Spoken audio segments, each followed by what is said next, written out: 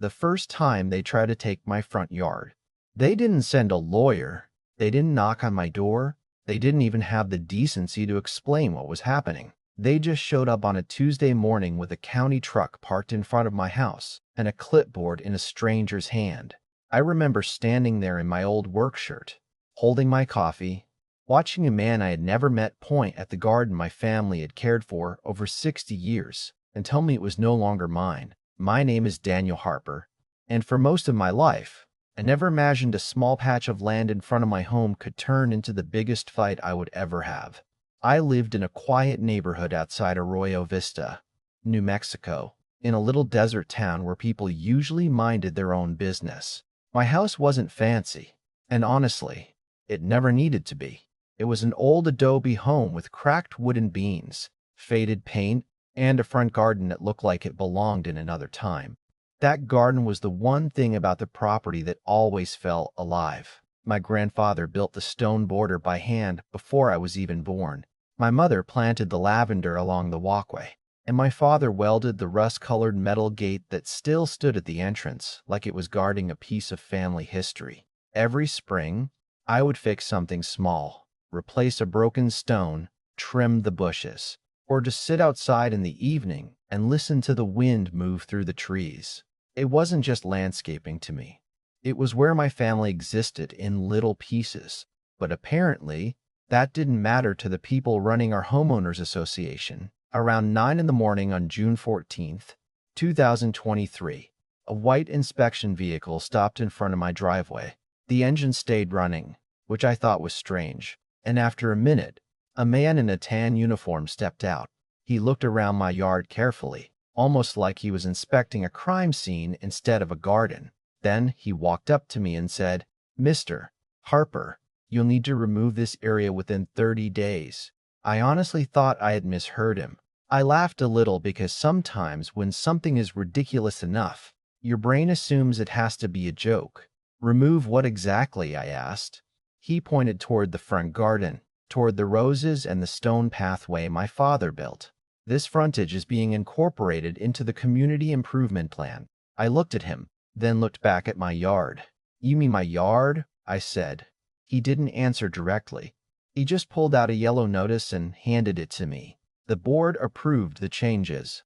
There are moments when someone says something so casually that it takes a few seconds for the anger to catch up. That was one of those moments. He wasn't angry. He wasn't apologetic. He was just delivering a decision that had already been made by people sitting somewhere in a meeting room. I opened the paper after he left, and that's when I saw the words that made my stomach drop. The HOA claimed the first 20 feet of my front garden had become community frontage and needed to be redesigned for visual consistency. Basically, they wanted my land because they thought my garden didn't match their idea of what the neighborhood should look like. 2 days later, I received another letter. This one was more polished, printed on expensive paper, signed by the HOA president, a woman named Carol Whitmore who had been on the board for almost a decade. The letter warned me that if I didn't comply by July 1st, I would face daily fines. I remember sitting at my kitchen table staring at that page, feeling something I hadn't felt in years. Not anger exactly, something deeper. It felt like someone had walked into my family's living room and started rearranging the furniture because they thought they knew better. That night, I couldn't sleep. I kept thinking about the garden, about my father's hands welding that gate, about my mother kneeling in the dirt planting flowers when I was a kid. And then I remembered something my grandfather used to say whenever people argued about property and promises. He always said, "The truth is usually hiding somewhere in the paperwork." So around midnight, I climbed up into the old storage room above my garage, a place I hadn't touched in years. It smelled like dust, cedar wood, and old memories. I pulled down boxes filled with family photos, tax records, and things nobody had looked at in decades. I wasn't even sure what I was searching for anymore. I just knew I couldn't let strangers erase something my family had protected for generations. And then, buried underneath a stack of old newspapers, I found a faded cardboard tube tied with a piece of string. I wiped the dust off the label and froze when I saw the handwriting on it. It was my grandfather's. Inside that tube was something I never expected to find, something that would change the entire fight with the HOA forever. I untied that string with shaking hands, and when I pulled the paper out of the tube, I honestly didn't know if I was holding the answer to my problem or just another old family document that would lead nowhere. The paper was fragile, yellowed around the edges, and covered with lines that looked like they had been drawn by someone who actually cared about getting every measurement right. It was an original property survey from 1954, almost 70 years old, signed before the neighborhood association even existed. I spread it out on the floor under the light, and for the first time in days, I felt like I could breathe. The boundaries were clear. My grandfather's property line didn't stop where the HOA's modern documents claimed it did. It extended another 12 feet toward the street, exactly where my garden sat. The land they were calling community frontage wasn't community land at all. It was mine. I remember just sitting there for a few minutes, staring at those faded lines, because the funny thing about old paperwork is that it doesn't care who has the biggest office, who has the loudest voice, or who has the most people behind them. It just tells the truth. The next morning, I drove straight to the county records office with the survey tucked safely in a folder on my passenger seat. I probably looked ridiculous walking in there like I was carrying a treasure map, but honestly, that's exactly what it felt like. The clerk behind the counter was a woman named Elaine who had probably seen thousands of property disputes over the years. I explained what happened, and she didn't say much at first. She just adjusted her glasses, opened the old record system, and started comparing the documents. For nearly 20 minutes, she went back and forth between the original survey and the newer HOA maps. Then she leaned back in her chair and looked at me. "Mr. Harper," she said, "this document predates the association by decades." I nodded. "So what does that mean?" She looked down at the paperwork again and said the words I had been hoping to hear. "It means they don't own this frontage. You do."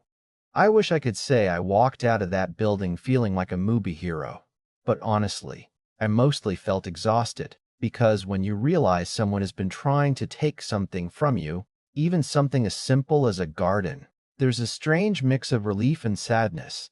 Relief because you found the proof. Sadness because you shouldn't have needed proof to begin with. But I knew Carol Whitmore and the HOA board weren't going to simply apologize and move on.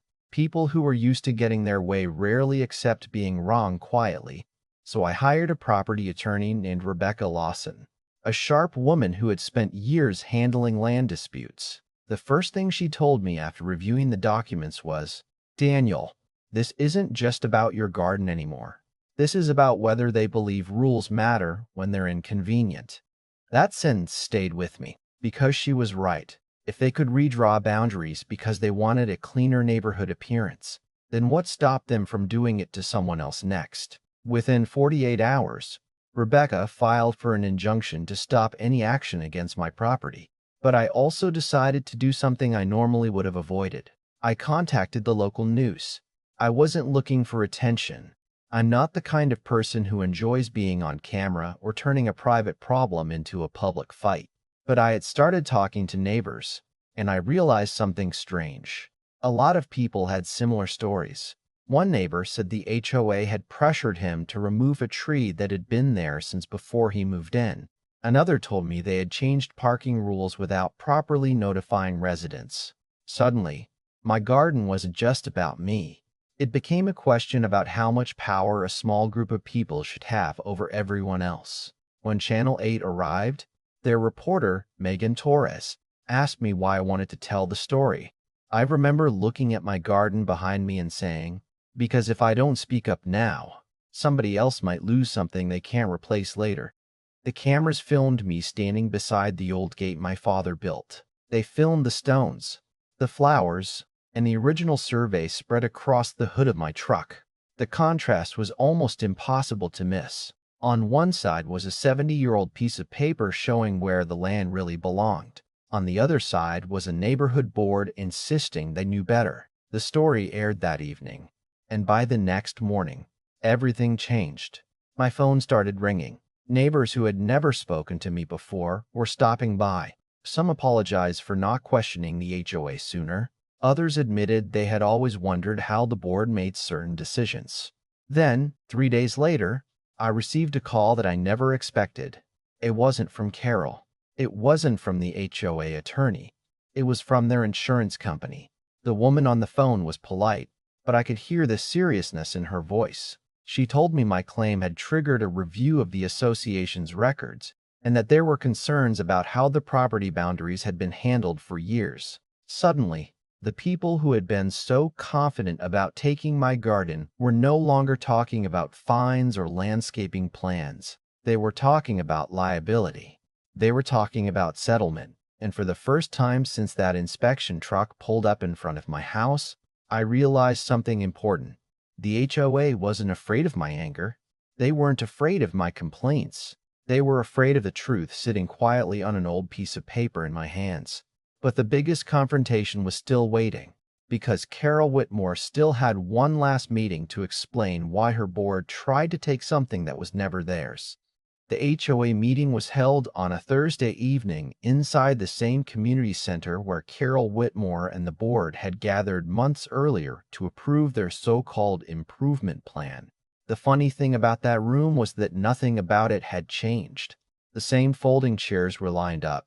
The same old coffee machine sat in the corner, and the same people who once spoke with complete confidence now looked a little less certain. I walked in carrying the original survey in a simple brown folder, and I remember thinking about how strange it was that a piece of paper older than most of the people sitting in that room had more authority than all the meetings, emails, and arguments that came after it. Carol was sitting at the front table with the rest of the board members, her hands folded neatly in front of her. She had always been good at looking calm. That was one of the things people noticed about her. She rarely raised her voice. She always used polite words, and she had a way of making every decision sound like it was being made for everyone's benefit. But after everything that happened, I started realizing that confidence and correctness are not always the same thing. Sometimes people become so comfortable being in charge that they stop questioning whether they actually should be. When the meeting started, Carol looked directly at me and said, "Daniel, I think everyone agrees the situation has become more complicated than it needed to be." I remember hearing that sentence and almost laughing because, from my perspective, it had only been complicated because they refused to listen from the beginning. I leaned forward and placed the survey on the table. "You're right about one thing," I said. "It became complicated. But it didn't start that way. It started when the board decided my property belonged to them without checking the facts." You could feel the room change after that. Neighbors who had come just to watch were suddenly paying attention. Some people looked at Carol. Others looked at the old document sitting between us. Carol reached for the survey slowly and opened it, but she didn't have the same confidence she had when she sent me that first violation notice. She studied the lines, the signatures, and the dates. The evidence was right there. It wasn't hidden. It wasn't complicated. It had simply been ignored because it didn't fit the plan they wanted to create. Her attorney tried to explain that the board had relied on existing community records and believed they were acting within their authority. And maybe that was true. Maybe they convinced themselves they were doing the right thing. But that still didn't answer the biggest question everyone in that room had. Why didn't they ask first? Why did the first conversation begin with an order instead of a discussion? That was the part I couldn't get past. Because neighbors are supposed to talk to each other. Communities are supposed to be built on trust. You don't walk onto someone's property and tell them a piece of their family history is suddenly a design problem. After the meeting, the insurance company continued reviewing the HOA's actions, and the tone from the board changed almost overnight. The same people who once talked about daily fines and compliance deadlines were suddenly interested in compromise. They wanted meetings. They wanted solutions. They wanted to move forward. And I couldn't help noticing how quickly everything changed once they realized I wasn't just one homeowner complaining. I had records. I had proof. I had a history that couldn't simply be voted away. A few weeks later, the final agreement was reached. The HOA officially recognized the correct property boundaries, removed the violation against my home, and agreed to restore the area they had planned to redesign. They also paid for a permanent stone retaining border along the edge of my garden so there would be no confusion in the future. The board released an apology to the neighborhood, admitting that the property records they relied on did not match the original documentation. It wasn't the dramatic victory people imagine when they hear stories like this. There was no courtroom cheering, no big speech, no moment where someone slammed a folder down and everyone gasped. Real life usually isn't that clean. Sometimes justice is quieter. Sometimes it comes in the form of a corrected record, a repaired fence, and the simple feeling of knowing something that mattered to you was protected. The day the workers finished rebuilding the stone border, I stood outside as the sun started dropping behind the desert hills. The air smelled like fresh mortar and sage, and for the first time in months, my garden felt peaceful again. I touched the old metal gate my father had built and thought about all the years it had been standing there. It had survived storms, dry summers, and decades of change. I realized something that day. The gate was never just a gate. The garden was never just a garden. They were reminders that families leave pieces of themselves behind, and sometimes those pieces are worth defending. But what happened afterward surprised me more than the fight itself. The neighborhood didn't suddenly become united. In fact, people had very different opinions. Some neighbors told me I did the right thing and thanked me for standing up. Others quietly believed I had made things harder than they needed to be. They thought the HOA was simply trying to make the neighborhood look better and that I should have accepted the change. And honestly, I understand that side too. Rules are important. Communities need structure. Nobody wants to live somewhere where everyone ignores their neighbors and does whatever they want. But there is a difference between creating standards and taking control of things that don't belong to you. There is a difference between protecting a community and forgetting that the community is made up of actual people with actual stories. That was the lesson I carried with me after everything ended. It wasn't really about 12 feet of land. It wasn't about flowers or stones or a metal gate. It was about respect. It was about remembering that behind every property line is someone's life, someone's memories, and sometimes generations of history that cannot be replaced. Looking back now, I still think about that morning when the inspection truck stopped in front of my house. I think about how easily I could have given up, how easy it would have been to say, "It's just a garden. It's not worth fighting over." But sometimes the small things are exactly the things worth fighting for.